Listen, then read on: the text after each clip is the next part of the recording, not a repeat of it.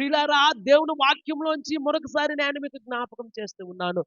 దేవునికి అసాధ్యమైనది ఏదైనా ఉందా?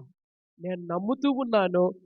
ప్రవక్త అయినటువంటి ఎలీషా దినముల్లో అద్భుతము చేసిన దేవుడు ఈ దినములో కూడా అద్భుతాన్ని చేయగలడు. మరణములో నుండి జీవములోనికి దాటించగలడు. దేవుని నామానికి మహిమ కలుగును గాక.